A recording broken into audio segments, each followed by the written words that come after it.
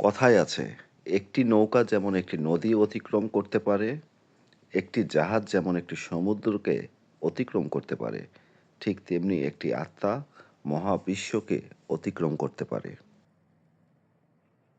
Viewers, যারা আমাদের চ্যানেলে নতুন, তারা লাইক, কমেন্ট ও সাবস্ক্রাইব করে সাথেই থাকুন। এতে করে নতুন নতুন ভিডিও আপলোড দেওয়া মাত্র আপনারা নোটিফিকেশন পেয়ে যাবেন। অনেকেই নদীর বিশালতা দেখতে পছন্দ করে, নদীর ঢেউ দেখতে পছন্দ করে, নদীর স্রোতও দেখতে পছন্দ করে।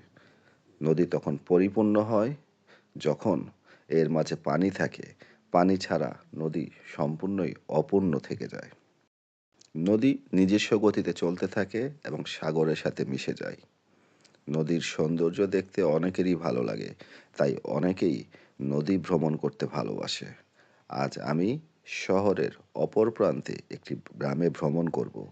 সেই গ্রামে যেতে হলে আমাকে নদীপথ পার হতে হবে। যেতে যেতে নদীর ওপর দিয়ে চলমান একটি লঞ্চের ভিডিও করে নিলাম। কি সুন্দর দৃশ্য! নদী দেখলে নিজের মনটাও বিশাল হয়ে যায়। নদীর বিশালতা দেখে মনে মনে ভাবি, এত পানি কোথায় থেকে আসলো, আবার কোথায় হারিয়ে যায়। এগুলো সবই যেন সৃষ্টিকর্তার খেলা। তিনা তার খেলা বোঝার মতো ক্ষমতা আমার মতো অধমের নেই। আমি আমার ভ্রমণ গন্তব্যের খুব কাছাকাছি এসে গেছি। টার্মিনাল চেকিং শেষ করে বের হতে হবে। তাই আজ বিদায়, আবার দেখা হবে অন্য কোনো পথে। ততক্ষণ সবাই ভালো থাকবেন, সুস্থ থাকবেন। আল্লাহ হাফেজ।